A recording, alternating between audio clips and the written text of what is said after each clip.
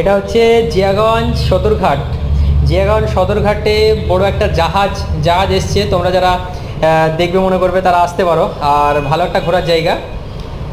শখ করেই এসেছিলাম জাহাজে। এটা হচ্ছে নিচের দিকটা, নিচে নামবো, মানে তিনতলা, মানে দোতলা আবার তিনতলায় উঠেছি আমরা, এখন নিচে নামবো।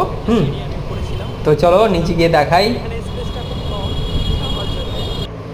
এটা হলো সেই আমাদের লালবাগ সদরঘাটের ছবি আমরা দেখাচ্ছি।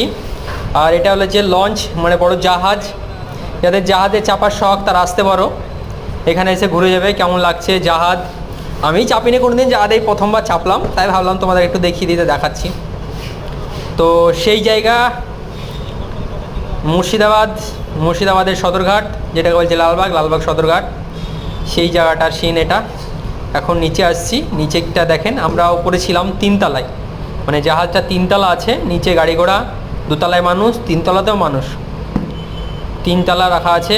তো এই যে মাঝখানে এটা কি বাঁহাতে ছিল, আমি এটা নিজেও জানি না এটা কী জন্য রাখা হয়েছে। আমার মনে হয় যে ভার কন্ট্রোল করার জন্য রাখা হয়েছে এইটা। বেশ সুন্দর বসার জায়গা করা আছে। আগে যেটা সুবিধাটা পেতাম না আমরা ঘাটে, যেটা বাসের নৌকায় পার হতে হতো, এখন বড় বড় জাহাজ এসছে।